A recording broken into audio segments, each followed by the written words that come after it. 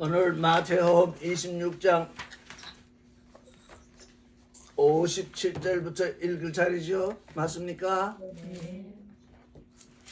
네. 같이 읽겠습니다. 시작. 예수를 잡은 자들이 끌고 대제사장 가바에게로 가니 거기 서기관과 장로들이 모여 있더라. 베드로가 멀찍이 예수를 쫓아 대제사장의 집들에까지 가서 그 결국을 보려고 안에 들어가 하석들과 함께 앉았더라. 이렇게 되어 있습니다. 겟세마네 동산에서 주님은 슬프고 고민하셔서 나는 내 혼이 죽기까지 이르렀다. 이렇게 지금 예수의 제자들께 그 제자들에게 말씀하시면서 너희는 1시간 더 깨어서 나와 함께 있을 수 없더냐 이렇게 말씀을 하셨습니다.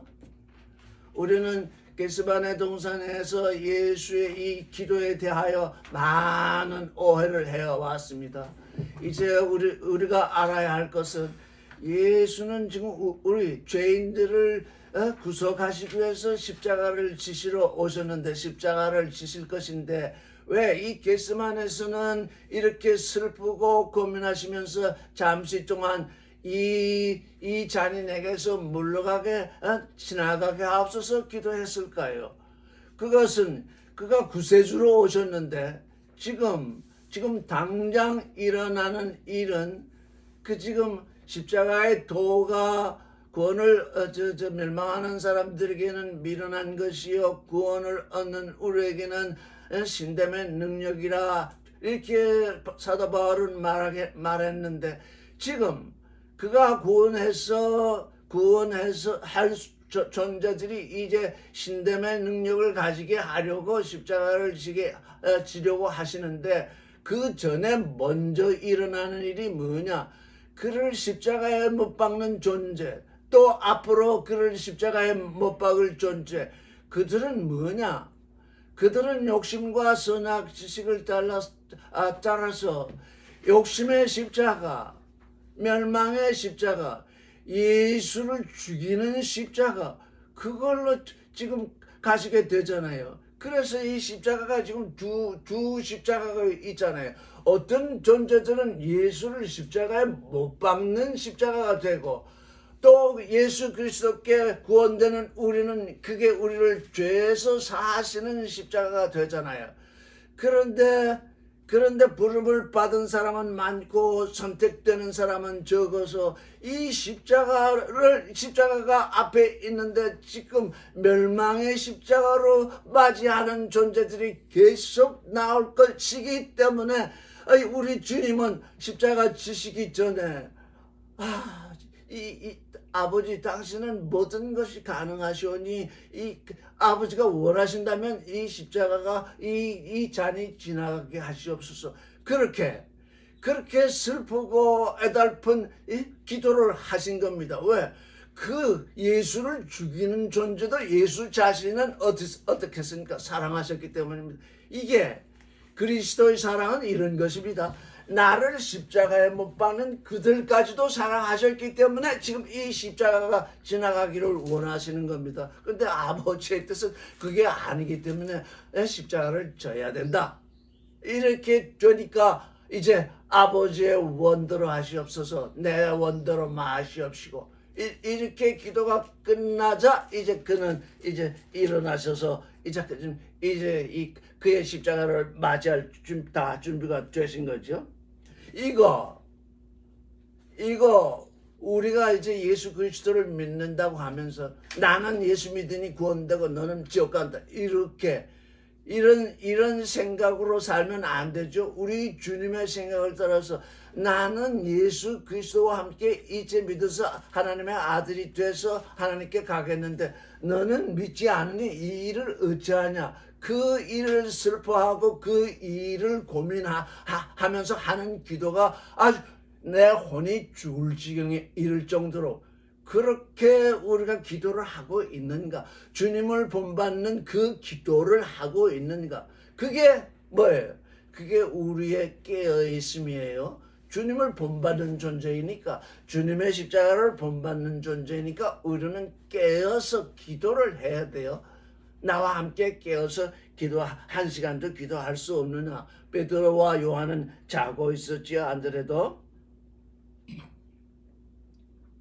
그런데 이제 예수를 잡은 자들이 예수를 잡수 대제사장 가야바에게로 끌고 갑니다.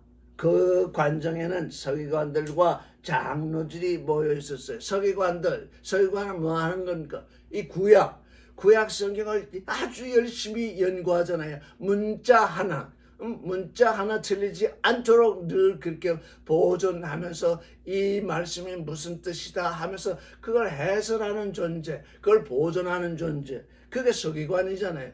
오늘날을 말하면은 뭐 신학자라고 할까요? 그 서기관들과 백성의 장로들 다 어른이 되었잖아. 이제 너는 이렇게 나처럼 살아야 된다. 모범을 보이는 존재들이잖아요. 모범을 보이는 존재들이 거기 있었어요. 그런데 그들이 성경을 읽는 일과 그들이 보이는 모범이 어떤 것인지 이제 앞으로 이렇게 드러나는 거죠. 베드로가 멀찍이 예수를 쫓아 대제사장의 집들에까지 가서 그 집들까지 갔어요. 요한복음을 보면 이 대제사장의 집들에 들어가지 못했어요. 근데 요한 사도가 요한이 그 대제사장을 알고 있었기 때문에 요한이 먼저 들어갔는데 베드로가 못 들어오고 있으니까 베드로를 데리고 들어갔다고 이렇게 되어 있어요. 그래서 그 대제사장의 뜰에 들어가지도 못하는 베드로가 요한으로 말미암아서 그 뜰로 들어가서 어떻게 했냐? 그 결국을 보려 하였다. 그 어떻게 되느냐? 여기 그 결국이 뭐냐면 텔러스, 아르케와 텔러스가 있습니다. 나는 알파와 오메가의 처음과 나중이요 시작과 끝이라. 그래서 아르케와 텔러스를 시작과 끝이라. 이렇게 성경은 이렇게 이 한국 성경은 그렇게 번역하는데 저는 그걸 어떻게 보느냐? 근원과 근극이다. 텔러스 완성. 그 일이 어떻게 완성되느냐? 이 예수께서 잡혀가신 그 일이 지금 어떻게 완성될 것이냐? 그 결국을 보려고 하숙들과 함께 앉았습니다. 함께 앉았더라. 거기에 그 추운 날이었기 때문에 불을 쬐고 하숙들이 앉아 있었습니다. 가서 그 결국을 보려고 안에 들어가서 하숙들과 함께 앉았습니다. 가룟 유다는 예수를 팔아버렸어요. 그는 예수 밖으로 나갔어요. 근데 베드로는 지금 예수를 버리지 못하고 아홉 제자들은 그냥 다 도망가 버리고 그래도 요한과 베드로는 예수께서 어떻게 재판을 받는지 그걸 보려고 지금 따라 들어갔어요. 항상 증인은 두 사람 이상이 되어 있어요. 지금 이 성경이 쓰이게 된 이유도 항상 두 사람 이상의 증인이 지금 증언을 했기 때문에 지금 성경이 쓰여지는 겁니다. 그래서 59절을 읽겠습니다. 대제사장들과 온 공회가 예수를 죽이려고 그를 칠 증거를 찾았다. 예수를 죽이려고. 예수의 십자가, 지금 예수의 십자가는 우리를 죄로부터 사해서 아주 정결한 마리아처럼 정결한 처녀가 되게 하신 후에 말씀으로 하나님의 아들을 그 안에 낳는 일입니다. 예수께서 십자가를 지신 것은 우리를 정결한 처녀가, 먼저 알파는 정결한 처녀가 되게 하는 일입니다. 예수께서 마리아에게 태어나신 것은 무슨 징조냐? 너의 마음이 마리아의 마음처럼 정결한 처녀가 될 것인데, 그게 알파인데 오메가에 이르러서 하나님의 거룩한 말씀으로 하나님의 아들을 낳겠다. 그래서 부활하신 예수로 말미암아 우리에게서 이제 아들이 나아집니다. 그러니까 십자가에 죽으신 예수와 부활하신 그리스도 알파와 오메가입니다. 예수는 알파요, 그리스도는 오메가입니다. 알파는 우리의 죄를 사하신 아주 정결한 처녀가 되게 하는, 우리를 온전히 정결한 처녀가 되게 하는 그 일이요. 오메가는 그 정결한 처녀 안에 말씀으로 아들을 낳아서 하나님의 아들이 되게 하는 그 일입니다. 그래서 예수 그리스도, 우리는 예수 그리스도 안에서 지금 구원되고 있습니다. 예수 안에서 십자가를 지고 그리스도 안에서 우리가 하나님의 아들이 됩니다. 그 두 알파와 오메가를 알지 못하면 그냥 이름이 겹치는 걸로 알고 있으면 우리에게 계시되는, 지금 우리는 계시를 보고 있잖아요. 이 지금 예수 그리스도라고 하는 그 이름이 우리에게 무엇을 계시하고 있느냐? 아주 순결한 처녀가 되는 일, 그리고 그 처녀에게 하나님의 말씀으로 아들을 낳는 그 일, 그게 지금 예수 그리스도로 말미암아서 우리에게 계시되고 있는데, 지금 예수의 일, 십자가에 못 박히는 일이 지금 먼저 계시되고 있습니다. 대제사장들은 온 공회가 예수를 죽이려 합니다. 종교인들입니다. 여러분, 종교인이 되지 마십시오. 종교인이 되면 못 박힌 예수를 또 죽입니다. 왜? 하나님의 아들이 되라고 우리는 이미 부름을 받았는데, 종교인이 되어 있으면 예수를 죽이는 일을 하고 있습니다. 이 종교인들은 뭐냐? 예수를 죽이면서 멸망으로 들어갑니다.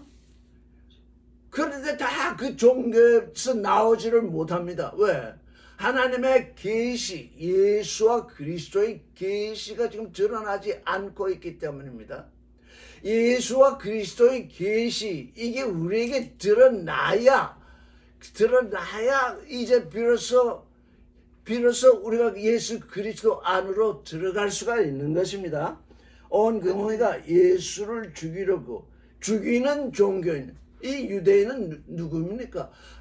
그 유일하신 야훼 하나님을 믿는다고 하는 그 종교인들 아닙니까? 그 야훼 하나님의 아들이 오셨는데, 이 구약에 뭔가 기름 부음을 받은 존재가 온다, 하나님의 아들이 온다, 메시아가 온다. 그래서 그들은 그 메시아를 대망했잖아요.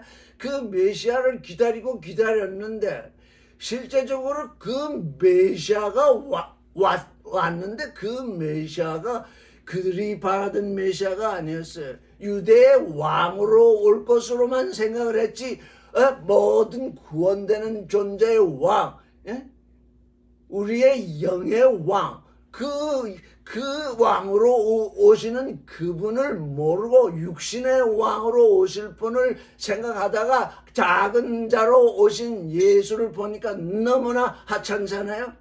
그래서 그를 죽이게 되는 것입니다. 우리는 예수 말씀하시기를 작은 자 하나를 영접하는 것이 나를 영접하는 거다 그랬습니다. 작은 자 하나를 영접하는 것이, 이게 화면이 있겠다. 작은 자 하나를 영접하는 것이 나를 영접하는 거라 그랬습니다. 유대 종교인들이 작은 자를 영접했더라면 메시아를 영접했습니다. 그런데 그들은 큰 자를 영접하려고 했기 때문에 그를 죽이겠다는 것입니다. 우리는 큰 자를 영접하려고 하는 사람은 작은 자를 다 죽이고 맙니다. 왜? 작은 자를 무시하잖아요. 무시라는 게 뭡니까? 없는 것으로 여기는 거거든요. 실제 사람을 죽이지 않더라도 작은 자가 나타났을 때 무시하면 없는 것으로 여긴 거니까 이미 그를 죽인 겁니다. 근데 이들은 실제적으로 예수를 죽였습니다. 죽이려고 그를 죽이려고 하는데 재판은 해야 되니까 그가 죽어야 마땅한 그 증거를 찾고자 했습니다. 60절을 읽겠습니다. 시작. 거짓 증인이 많이 왔으나 얻지 못하니 후에 두 사람이 와서 가로되 이 사람의 말이 내가 하나님의 성전을 헐고 사흘에 지을 수 있다 하더라 하니 대제사장이 일어서서 예수께 묻되 아무 대답도 없느냐 이 사람들이 너를 치는 증거가 어떠하냐 하되 예수께서 잠잠하셨습니다. 말도 안 되는 지금 이 성전을 헐라 내가 제3일에 일으키리라. 그건 예수의 몸이 예수가 부활하는 그 영의 성전에 지금 일으킴을 말하고 있는데 여기 이 증인들은 말하기를 내가 하나님의 성전을 여기 하나님의 성전을 헐고 사흘에 지을 수 있다. 듣기는 들었습니다. 듣기는 들었는데 듣지 못했습니다. 이게 누구의 이름입니까? 이게 종교인들의 이름입니다. 여러분 종교인이 되지 마십시오. 듣기는 들어서 뭔지 붕어는 없기는 하는데 듣기는 들었는데 듣지를 못합니다. 들을 기가 없어서. 그래서 예수께서는 그 말씀에 대해서 아무 대답도 안 했습니다. 거짓 증인들이 일어났을 때 우리 예수 그리스도의 증인들은 거짓 증인들이 거짓 증거를 할 때 그 답변을 해야 되느냐? 그렇지 아니합니다. 거짓 증거에 대해서 뭘 답변을 하면 거짓 증인과 마주해서 싸우는 일밖에 되지 아니합니다. 거짓 증인들이 뭘 얘기하든지 그냥 답변을 안 해도 됩니다. 하지 않는 것이 무언의 증언입니다. 무언의 증언. 예수께서는 지금 진리의 무언의 증언을 하고 계십니다. 아무 대답도 안 하니까 이 사람들이 너를 증거가 어떠하냐 하되 예수께서 잠잠하시니까 대제사장이 가로되 내가 너로 살아계신 하나님께 맹세하게 하노니 내가 하나님의 아들 그러시던지 우리에게 말하라. 이렇게. 이제 무엇을 말하는 겁니까? 이게 진실을 말하라는 거잖아요. 진실의 순간이 왔잖아요. 대제사장, 지금 예수를 죽이려고 하는 대제사장이 묻기를 내가 너로 살아계신 하나님, 살아계신 그 하나님께 맹세하게 하는데 네가 하나님의 아들 그리스도이냐. 여기에 예수 그리스도에 관련된 모든 정보가 다 들어있습니다. 이 정보가 계시가 되어야 됩니다. 지금 대제사장은 정보를 말하는 것입니다. 성경 지식을 말하는 것입니다. 머리에 있는 지식을 말할 뿐 내 가슴에 들어와 있는 계시를 말하는 것이 아닙니다. 네가 살아계신 하나님께 맹세하게 하는데 하나님의 아들 그리스도냐? 그걸 우리에게 말하라. 여기에 예수 그리스도와 하나님과 살아계신 하나님의 관계성, 이 모든 것이 구약 전체가 여기에 포괄되어 있습니다. 대제사장은 그걸 지식으로 알고 있습니다. 그러나 예수 그리스도는 작은 자로 왔기 때문에 큰 자로 오는 예수를 기다리던 그들은 작은 자로 온 예수를 영접하지 아니하고 그를 죽이게 되는 것입니다. 여러분, 큰 자를 영접하지 마십시오. 작은 자를 영접하는 그 순간 예수 그리스도를 영접하는 것입니다. 이거 깨어있는 존재만이 압니다. 우리 목사님 예전에 제가 이 말씀을 한창 전하고 줄 때 어느 이 말씀을 배우는 한 분이 이런 말을 해요. 그것도 자기 자랑에 틀림없지만 저는 어제 그 교회에 나온 아주 젊은 청년이 하나 있는데 아주 가난하고 옷도 추레하고 그래서 제가 데려가서 양복점에 데려가서 양복을 하나 지어 입혔습니다. 그래서 그건 오른손이 한 일을 왼손이 모르게 해야 되니까 내가 한 일을 다른 사람에게 일부러 자랑하면 안 되는 것이니까 그것으로 그 일로서 작은 자를 영접했으면 그리스도를 영접한 건데 그 옆에 또 어떤 사람이 있었던 모양입니다. 같이 내가 그렇게 했다. 그렇게 또 자랑을 해야 되니까 그냥 단번에 책망을 받아. 목사님한테 양복을 해드려야지. 그러니까 두 사람 다 지금 틀린 겁니다. 한 사람은 자랑을 했고 오른손이 한 일을 왼손이 모르게 해야 하는데 그걸 자랑을 해서 주님을 맞이한 것이 아니 됐고, 한 사람은 높은 사람 모셔야지 왜 작은 자 모시느냐, 또 그랬습니다. 그렇게 주님과는 상관이 없는 종교인들입니다. 이거 잘 알아야 됩니다. 여러분들이 뭔가 마음의 뜻이 일어나서 뜻이 일어나 속에서 좋은 뜻이 일어나서 정말 할 수 있습니다. 그거 어떻게 해야 돼요? 남이 모르게 해야 돼요. 의식 속에 품지 말아야 돼.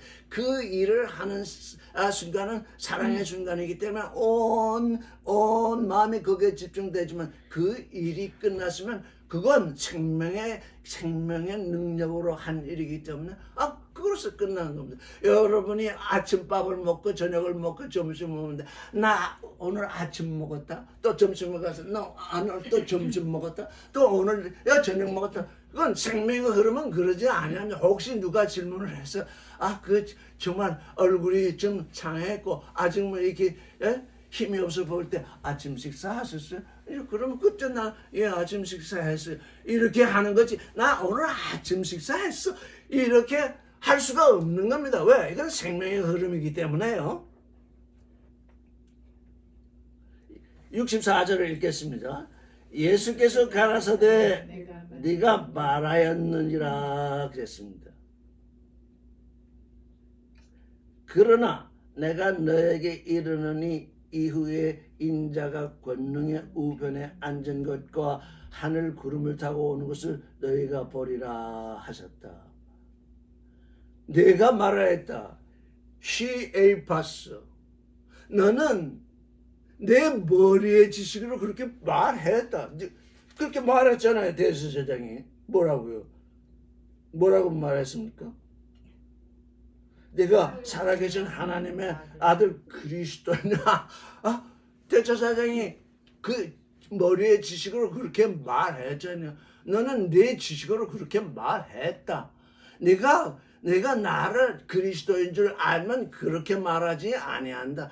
주는 그리스도시여 살아계신 하나님의 아들입니다. 이렇게 고백을 하는 거지, 하나님의 그리스도냐 이렇게 묻지 않는다고요. 머리의 지식으로 그렇게 너는 말을 했다. 너는 믿지 않는다 그런 얘기. 너는 그렇게 말해서도 너는 믿는 존재가 아니다. 그러나 어떻게 말씀하셨습니까? 인자가 권능의 우편에 앉은 것을 보리라. 그리고 하늘 구름과 함께 오는 것을 보리라. 권능의 우편. 예수 그리스도는 이제 죽었다가 부활하실 것입니다. 그 죽었다가 부활하신 그 그리스도는 하나님의 보좌 우편에 앉으셨다고 합니다. 근데 어느 사람들은 또 이 좌편과 우편, 이 사람의 선악지식 때문에 이 사람들은 지금 선거가 어제 끝났는데 좌파 우파가 있잖아요. 그건 육신의 좌파 우파입니다. 그건 선악지식으로 나누는 좌파 우파입니다. 나는 좌쪽에 속했다. 나는 우쪽에 속했다. 그래서 선악지식으로 좌쪽에 속한 존재는 우쪽에 속한 존재를 악하다 그러고, 우쪽에 속한 존재는 좌쪽에 속한 존재를 악하다 하기 때문에 두 쪽 다 악한 것입니다. 그런데 하늘에 속한 것, 지금 우리에게 뭐가 징조로 내려와 있느냐? 하늘에 속한 것, 부활에 속한 것, 그리스도께 속한 그것은 하늘에 속했기 때문에 그게 옳은 편이다, 의로운 편이다. 땅에 속한 것, 너 육신에 속한 것, 그건 왼편이다. 이거 지금 저 징조로 말씀하시는 것입니다. 아직 우리가 땅에 있을 때에는 좌편과 우편으로 나눌 수밖에 없는 것이 하늘과 땅이 있기 때문에 그렇게 말씀을 하시는 겁니다. 그래서 권능, 이제 내가 너희를 나를 믿는 존재를 하나님의 아들이 되게 하는 그 권능의 우편에 있겠다. 좌편에서 우편으로 너희를 옮기겠다는 얘기입니다. 또 뭐라고 그랬습니까? 구름과 함께 오겠다. 이 종교인들은 구름 타고 오시는 예수를 바라보면서 미국에서도 그런 일이 자주 일어나는 거 봐요. 오늘 가령 한 달 후 어느 어디 그 교판 지금 30년 되면 주님이 오신다고 그런다는데 30년 되면 이제 날짜가 지나가게 되면 이제 뭐 점점 가까이 오면 한 달 후가 될 거죠. 이제 내일 언제쯤 오실 것이다. 그러면 다 산에 올라가서 구름 타고 올라갈 그 주님을 바라보려고 합니다. 휴거 하려고 그러는데 구름과 함께 오시는 것입니다. 구름.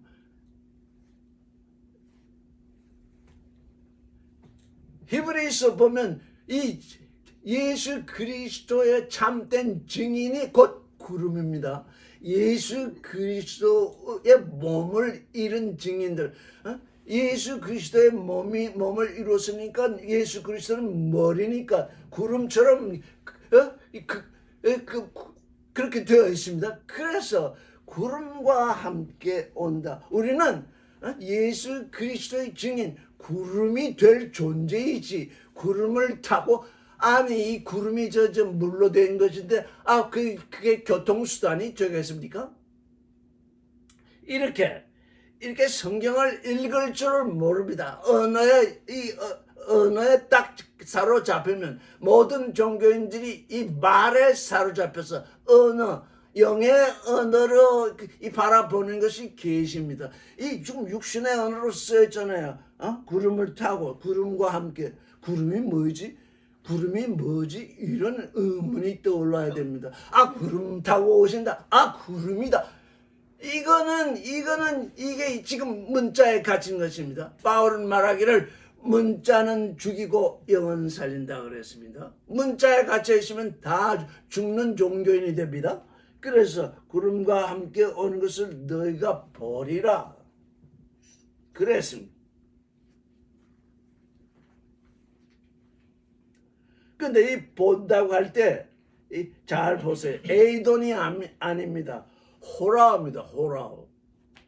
이 제사장들이나 서기관들이나 장로들은 지금 오고 계신 예수를 호라오할 수 없습니다. 그가 오실지라도 호라오를 못합니다. 왜? 영의 눈이 있어야 하기 때문에요. 영의 눈으로 바라봐야 되기 때문에. 그래서 영의 존재가 되어야 됩니다. 호라오하리라. 없앴을 그 사람의 그 아들. 그 사람은 누굽니까? 그 사람은 예수예요. 그 아들은 누굽니까? 그 아들은 그리스도입니다. 항상 알파와 오메가로, 우리 주님은 알파와 오메가로 계시되고 있습니다. 우리는 그래서 예수 안에서 예수와 함께 십자가를 지는 존재, 그리스도와 함께 그리스도 안에서 하나님의 아들이 되는 존재. 그래서 예수 그리스도는 알파와 오메가인 동시에 한 분이십니다. 이것이 우리 안에 이루어져야 하는 그 일입니다. 이에 65절, 이에 대제사장이 자기 옷을 찢으며 가로되 저가 참남한 말을 하였으니 어찌 더 증인을 요구하리요. 보라, 너희가 지금 이 참남한 말을 들었도다.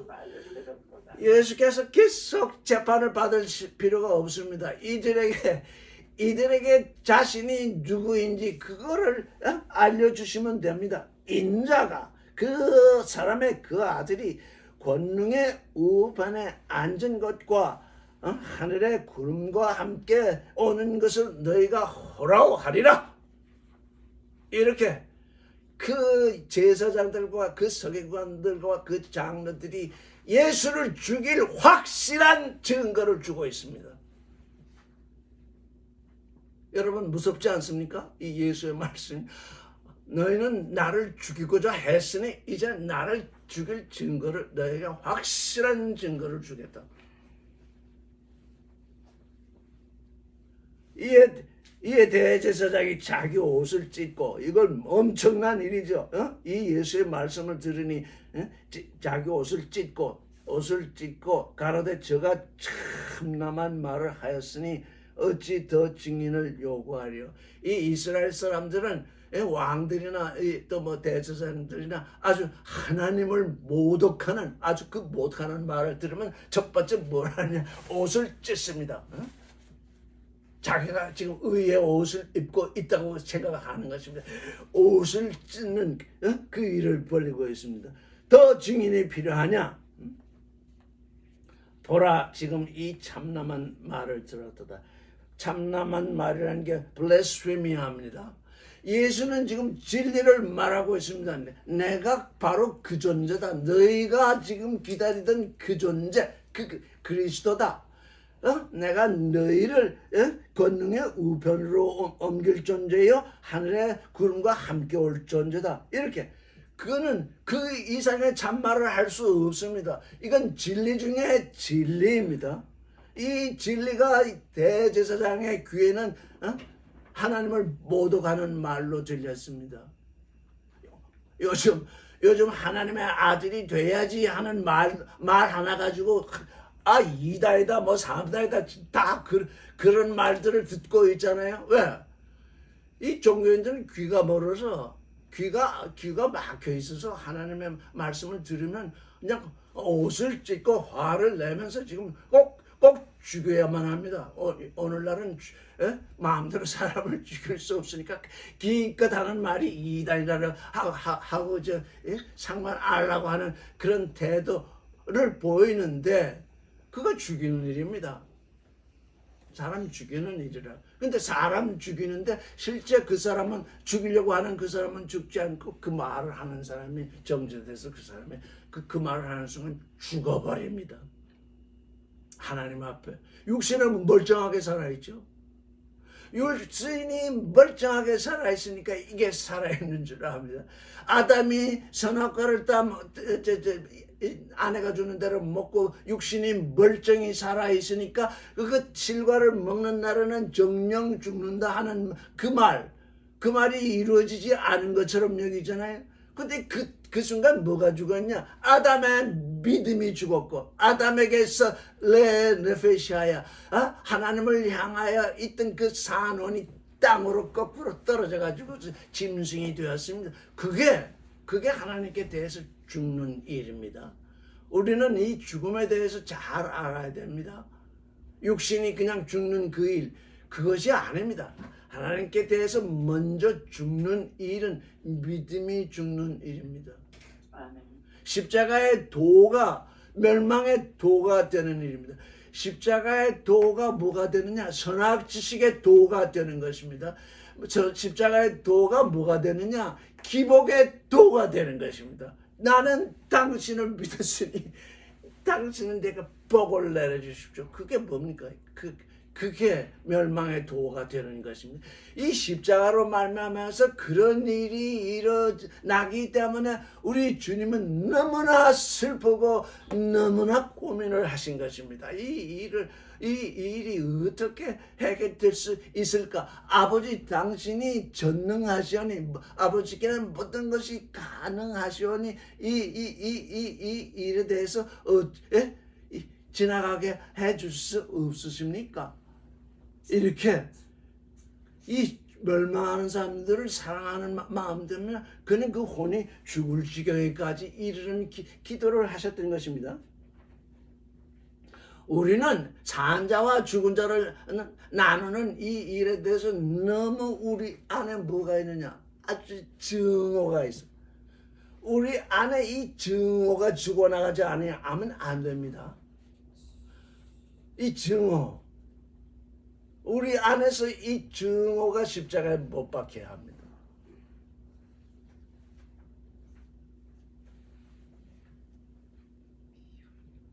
여기 지금 대제사장은 엄청난 증오를 드러내고 있습니다. 이 참남한 말을 하였다, 하나님을 모독하는 말을 하였다, 이렇게 얘기하고 있는데 그 마음껏에서는 예수께 대한 아주 그냥 강렬한 증오심을 지금 발휘하고 있는 것입니다. 여러분, 우리 안에서 지금 사랑하는데 실제 이 안에서 일어나는 일들은 전부 증오심입니다. 그거 십자가에 못 박혀야 합니다. 그 증오하는 마음이 드러날 때마다 내가 심판된 것을 알아야 합니다. 너희 생각이 어떠하뇨? 대답하여 가로되 저는 사형에 해당합니다. 이렇게 다들 합창을 하는 겁니다. 죽이기로 이미 논의를 하고 죽이자고 결론을 냈고, 예수께서는 뭐라고 하셨습니까? 인자가 권능의 우편에 앉은 것과 하늘의 구름과 함께 오는 것을 보리라. 그들로 하여금 예수를 죽이게 하는 그 이유를 그냥 주셨잖아요. 이제 너희가 나를 죽이기로 했으니 나를 죽이라. 그래서 증오심을 발휘했고, 거기에 둘러섰던 모든 사람들이 사형에 합당하다 이렇게 재판을 내립니다. 그런데 이 유대인들은 사형을 할 수가 없습니다. 왜? 지금 로마에 지배했기 때문에 로마의 재판에서 사형을 재판을 받아야지. 유대인들은 사형 재판을 내릴 수가 없습니다. 그러나 그들은 자기들 마음대로 사형 선고를 했습니다.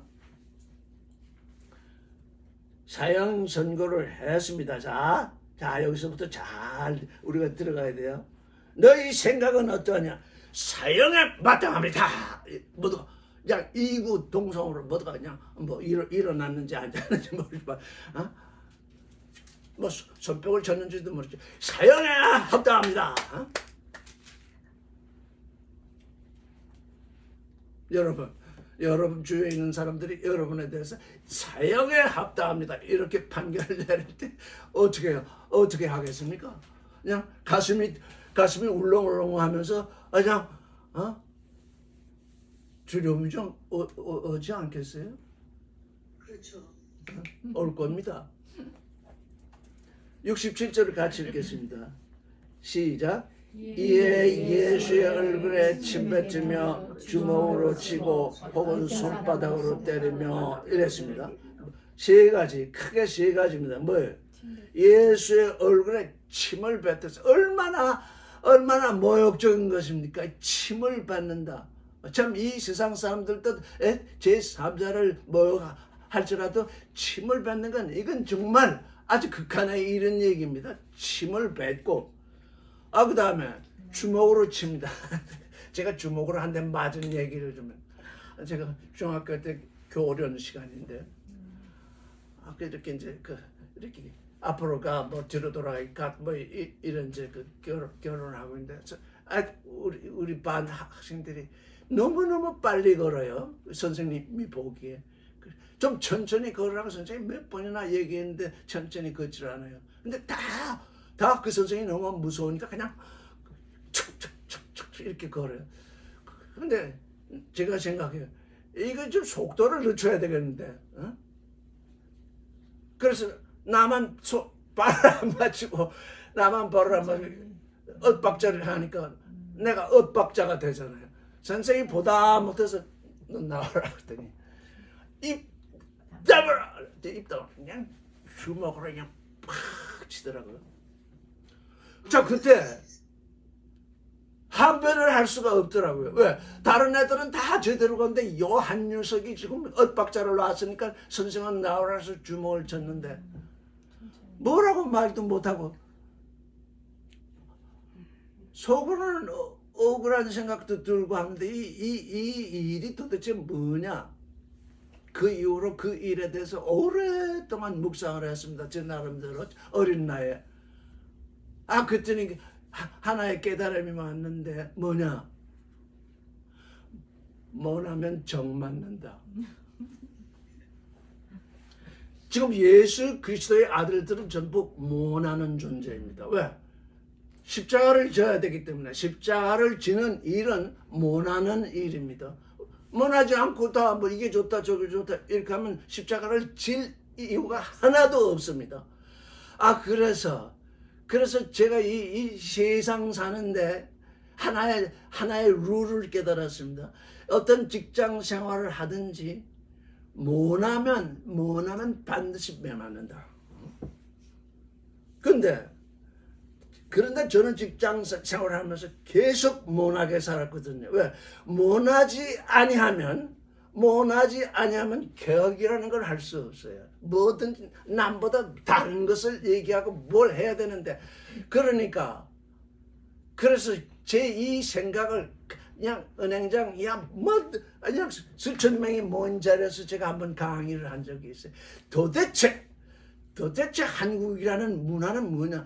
이렇게 조금씩 이렇게 뭐가 나서 얼음이 오는 것도 그렇지 않냐? 뭐가 자꾸 올라와서 이렇게 자꾸 올라와서 이거 하는데 이 원하는 것들을 전부 모가지를 치니까 이게 전부 두루뭉실이 되지 않느냐? 내가 그 얘기를 그 세상 얘기를 한 적이 있어요. 예수 그리스도를 믿는 존재는 모나야 됩니다. 왜? 진리가 그렇게 얘기하는데 진리는 그렇지만 나는 그렇게 살 수 없다. 이게 십자가를 지는 일이 아니거든요.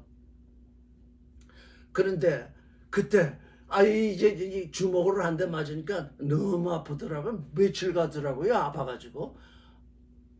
여러분 주먹으로 맞아도 아픈데 죽는 일이 닥치니까 그게 어떻게 되겠습니까? 그래 또 뭐야? 그 선생은 손바닥으로 때리진 않았는데 여기 보니까 손바닥으로 찰싹하고 또 때립니다. 자, 침을 뱉지, 주먹으로 치지, 손바닥으로 치지. 그 전에 뭐요? 사형에 합당하다. 이런 얘기를 하지. 그러니까 베드로는 어떻게 됐겠어요? 겁을 들썩 집어넣었어요. 여러분 오늘 우리 오면서 겁쟁이의 천국에 대해서 얘기했습니다. 지금 이 베드로는 겁쟁이거든요. 이 겁쟁이가 십자가의 도로 말미암아서 사자가 되는 일. 그게 지금 예수 그리스도께서 지금 여기서 우리에게 지금 이 성경이 계시하는 예수 믿는 사람들 다 뭐예요? 전부 겁쟁입니다. 왜 겁쟁이냐? 지옥에 갈 거 천국에 간다고 그러니까 그거 지옥에 봐서 불못에 빠질 거 지금 천국에 간다. 그러니 그게 두려워서 예수를 믿는데 그게 알파입니다. 그 때를 지나가야 됩니다. 그 때가 지나가는 것이 십자가입니다. 근데 아직 베드로는 지금 겁을 덜컥 집어먹고 여기 68절 한 절 더 있네. 자, 읽고 지나가겠습니다. 그리스도야, 같이 읽겠습니다. 그리스도야, 우리에게서 선지자 노릇을 하라. 너를 친 자가 누구냐? 여기까지 나갑니다. 눈을 가리고 그랬다고 그랬습니다. 요한복음에.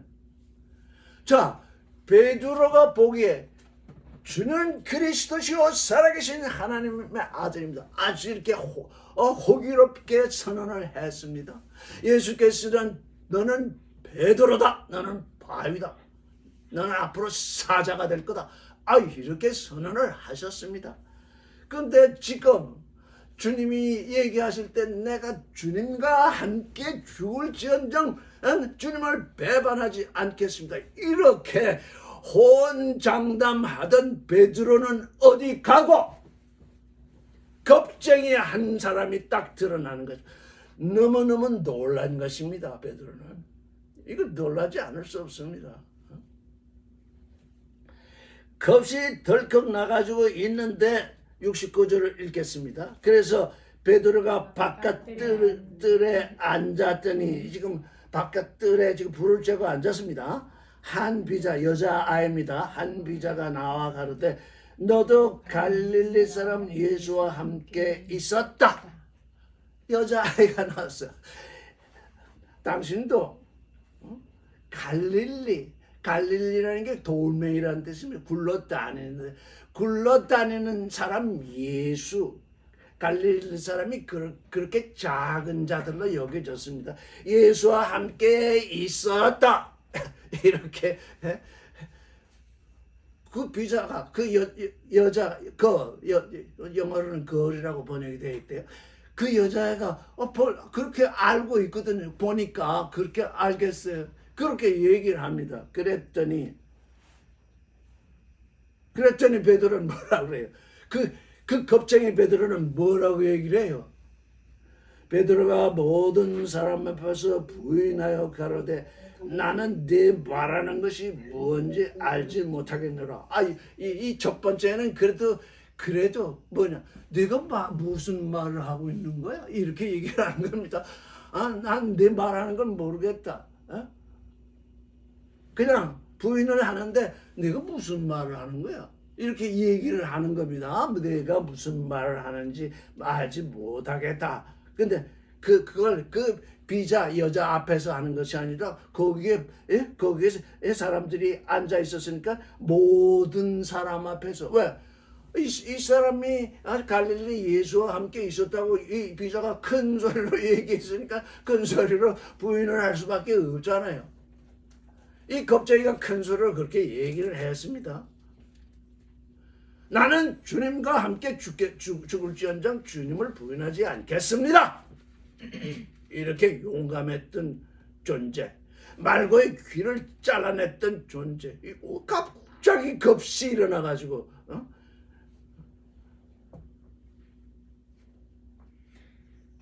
사형 판결이 나고 침뱉음을 받고 주먹으로 치고 뺨을 맞고 눈을 가리고 치면서 내가 누구냐 연하라 이런 것을 바라보면서 겁을 내지 않은 사람이 여기 있으면 손 들으세요. 손을 못 들면 지금 십자가의 도를 모르고 있는 겁니다.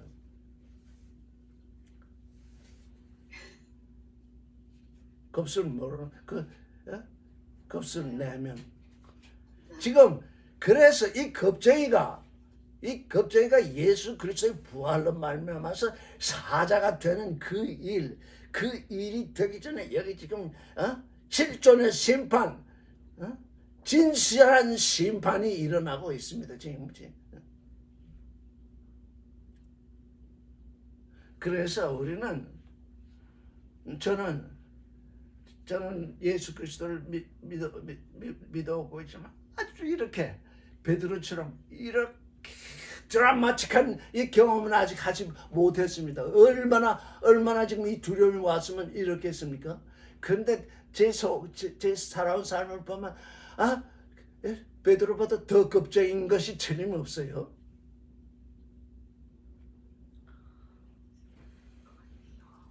자, 71절을 읽겠습니다. 시작. 그래서 말을 하고 나니까 거기에 있을 수 없잖아요. 내가 무슨 말을 하는지 모르겠다 이래 놓고서는 거기 멀쩡히 설 수 없잖아요. 그러니까 안번 쪽으로 좀 문 밖으로 나가는 안문 쪽으로 나아갑니다. 그랬더니 다른 비자가 저를 보고 거기 있는 사람이 이 비자는 또 베드로에게만 얘기하는 게 아니라 사람들에게 얘기를 합니다. 저를 보고 거기 있는 사람들에게 말하되 이 사람은 나사렛 예수와 함께 있었다. 지금 이 성경에 나사렛이라는 말이 나오지 않았으면 지금 이스라엘 역사에서 나사렛이 있었는지도 모릅니다. 그렇게 작은 동네입니다. 이스라엘 역사에 이 신약에 나사렛이라는 말이 안 나왔으면 이스라엘에 나사렛이 있었는지 없었는지 알지도 못하는 아주 작은 동네입니다. 나사렛 예수와 함께 있었다. 또 비자 하나가 그렇게 말을 합니다. 그러니 두 번째 들으니 베드로는 깜짝 놀랐겠죠. 이건 뭐냐, 두려운 마음에 또 깜짝 놀래가지고 맹세를 했습니다. 맹세. 왜 우리 자기 말이 진실인 것처럼 얘기하려면 내 손에 장을 지지라 뭐 이렇게 지금 아마 베드로는 내가 맹세하건대 이렇게 얘기를 했을 것입니다. 맹세. 내가 맹세를 한다. 누구한테? 비자한테. 아니 그 어린 비자한테 맹세를 합니다. 내가 맹세코 내가 맹세코 말하는데 그 사람을 알지 못하느라. 앞절에서는 내가 무슨 말을 하는지 모른다 이렇게 얘기하더니 나는 맹세코 그 사람을 모른다. 이제 한 템포 올라가는 겁니다.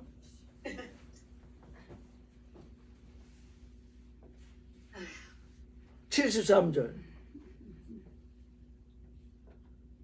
시작. 조금 후에 곁에 섰던 사람들이 나와 베드로에게 이르되 너도 진실로 그 땅이라 네 말소리가 너를 표명한다. 이제는 비자 둘이 그랬는데 다 들었잖아요.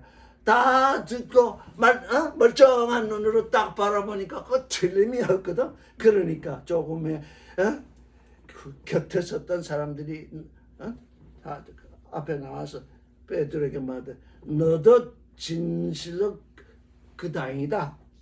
거기에 속한 사람이다. 네 말소리가 너를 표명한다. 여기 네 말소리를 이 영어로 어떻게 번역됐나 봤더니 액센트라고 번역했더라고요.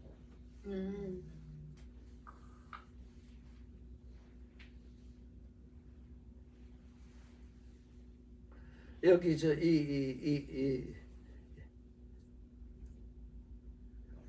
같은 거 무슨 여기 이 마태복음 26장에 나와 있는 번역은 스피치라고 그랬어요. 스피치. 내 스피치가 너를 지금 드러내고 있다. 그런데 요즘 새로 나온 뉴 인터내셔널 번역 같은 것을 보니까 좀 더 뭐라고 표현했을까 했더니 너 액센트 사투리. 네 사투리가 너를 증가한다. 내 말하는 추가 너를 드러내고 있다. 여러분, 우리 예수 그리스도의 사람은 이미 우리의 말투가 예수의 그리스도의 사람인 것을 드러내고 있어요. 아무리 부정해도 소용이 없어요.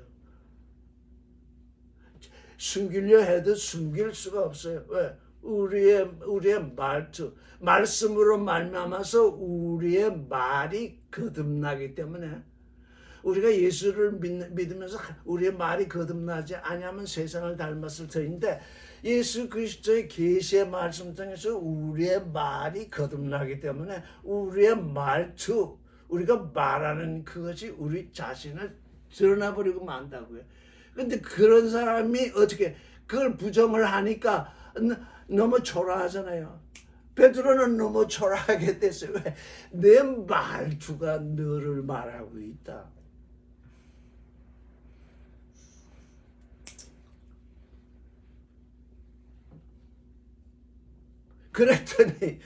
그랬더니 또 베드로는 또 한술 더 떠서 어떻게 해요?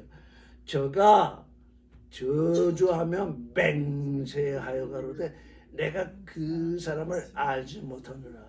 요게 아마 우리 식으로 말하면 내가 거짓말을 말하면 내 손에 장을 찢어라. 뭐 이런 뜻일 것입니다. 왜? 자기를 저주하는 거거든요. 내가 나를 저주컨대 맹세컨대 내가 그 사람을 알지 못하다. 자, 이래 보지 않은 사람이 있으면 손 들어요.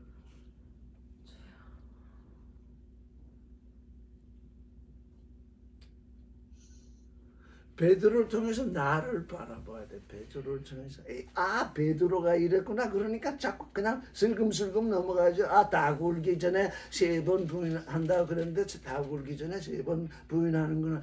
이렇게 머리에 지식으로 갖고 있으니까 여기서 실제적으로 우리에게 계시되고 있는데 3번 질문인데 나는 네가 무슨 말을 하는지 모르겠다. 나는 그 사람을 모른다. 맹세코 저주하면서 모른 이렇게 계속 예수에 대한 부인이 나를 따라오려거든 자기를 부인해야 되는데 이건 자기 긍정이잖아요. 자기를 긍정하면서 예수를 부인하잖아요. 좀 이거 지금 자기 긍정이 극한에 도달했잖아요. 하니 어떻게 닭이 곧 울더라. 닭이 어떻게 해요? 새벽을 알리더라. 예수 그리스도의 계시는 우리에게 새벽이 왔음을 알려요. 그래서 이게 닭이 울더라. 닭이 울지 않았으면 베드로는 그렇게 장담하면서 예수 앞에 장담하면서 주님을 함께 죽을전정 부인하지 않겠습니다 하던 그 모든 것을 다 잊어먹고 그냥 이렇게 지나갔을 거예요. 닭이 우니까 귀에 닭소리가 들리니까 그 귀에 닭이 울기 전에 내가 3번 나를 부인하리라 하던 그 닭소리, 그 닭소리는 주님의 소리잖아요. 주님이 이미 예고한 말씀이잖아요. 닭소리가 들리니까.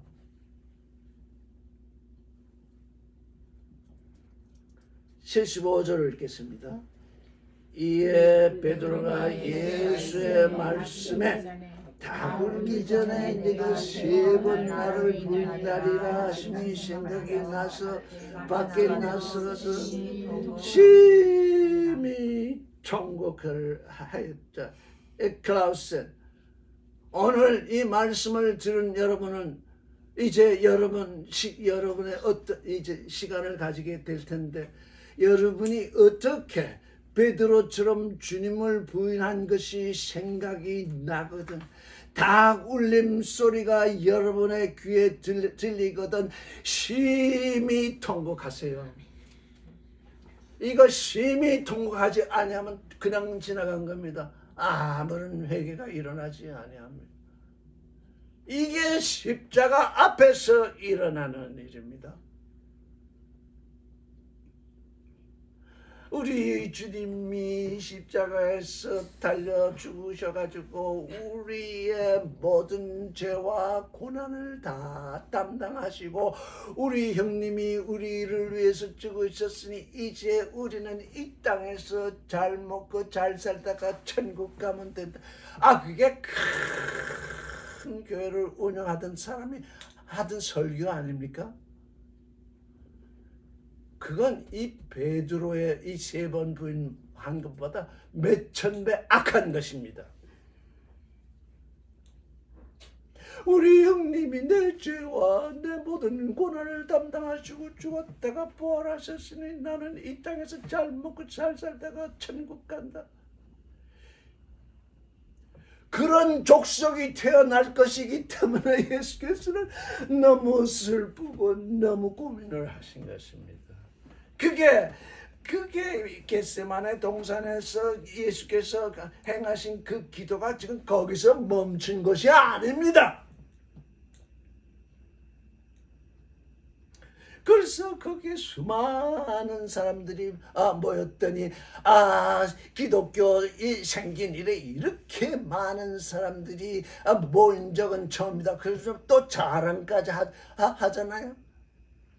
이런 존재, 부활 십자가를 지는 이 존재, 그 하나를 하나님은 온 우주보다 귀하게 여기십니다. 그 수십만 수백만 명이 모두 하나님은 그거 난 너희를 모른다.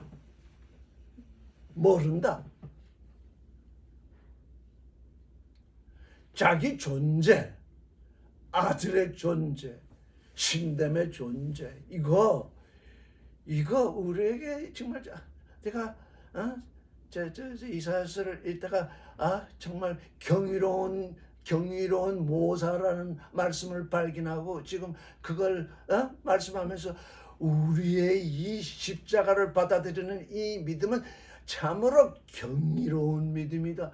이 믿음은 그냥 믿음이 아니다. 모든 사람들이 믿는다 하는데 그건 경이로운 믿음이 아니다. 십자가 내게 그리스도의 십자가가 내 안에 들어오는 이 믿음, 이건 정말 어디서 천상천하 어디서 발견할 수 없고 내 안에서만 발견이 되는 경이로운 믿음이잖아요. 이 믿음은 이거 주시기 위해서, 지금 베드로에게 이 믿음을 주시기 위해서, 그렇게 해서 그가 사자가 되게 하기 위해서 지금 예수께서는 이렇게 이 고난을 당하시고 계시잖아요. 그런데 이 베드로의 일이 내 일이잖아요. 이 베드로가 얼마나 소자가 되었어요. 얼마나 낮아져서 도대체 그 이상 낮아질 수가 없잖아요. 그렇게 하찮은 존재, 먼저 그가 하찮은 존재가 되어야 했어요. 왜? 예수 그리스도는 하찮은 존재를 들어서 쓰시니까요. 심히 통곡하니라. 저를 따라 하세요. 심히 통곡합시다.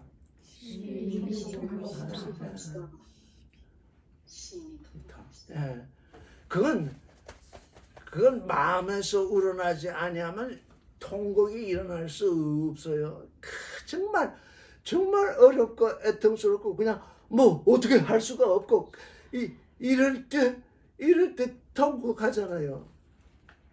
여러분 통곡해 봤어요?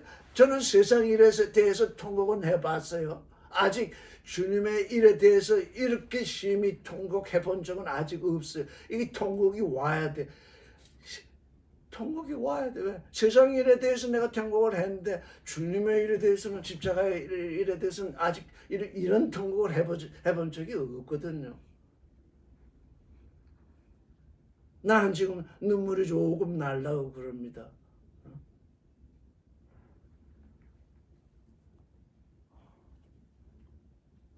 눈물이 조금 나는 건 통곡이 아니에요. 그러다 보니까 또 한 시간이 지나갔네요. 참 이거 베드로는 나중에 이제 베드로는 정말 많은 사람을 이끄는 사도로서 역할을 했는데 이렇게 낮아져야만. 근데 뭐 이건 전설이라서 이 전설을 얘기하면 또 어떤 사람은 그렇게 또 핀잔을 주고 그러던데 이 사도 베드로는 새벽만 되면 눈물을 줄줄 흘리면서 왜? 일이 생각이 나서. 왜? 우리에게 이렇게 아주 그냥 아주 지극한 통곡이 오는 그 일이 있기 때문에 그게 계속되잖아요. 근데 그게 계속되는 게 통곡이 계속되는 것이 아니라 이런 존재, 나 같은 이런 존재를 지금 반석이라고 부르시고 사자가 되게 하신 주님. 그러니까 새벽에 닭이 울면 눈에서 눈물이 나지 않을 수가 없잖아요. 그래서 저는 여러분께 말씀을 드리는데 어느 날 말씀을 읽다가 아주 감동이 와서 주님께 감동이 와서 뭔가 주님께 고백을 해야 되는데 할 때 바로 고백을 하세요. 왜? 내가 이 고백을 했다가 베드로처럼 되지 않나? 베드로처럼 돼야 이제 그게 정말 그 고백이 이제 살아서 움직일 텐데 베드로처럼 되면 어떡하지? 그러면서는 그걸 꿀꺽 삼켜버립니다. 그러면 사자가 되지 못해. 베드로도 주님이 죽는 데까지 같이 가겠습니다. 그거 베드로가 진짜로 한 얘기예요.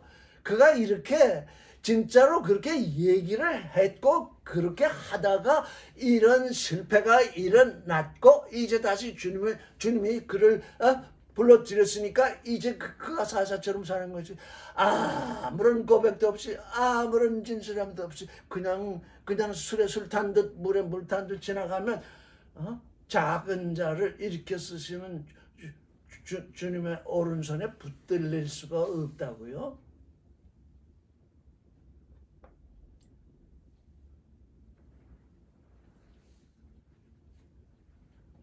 자, 오늘은 여기까지 말씀을 드리고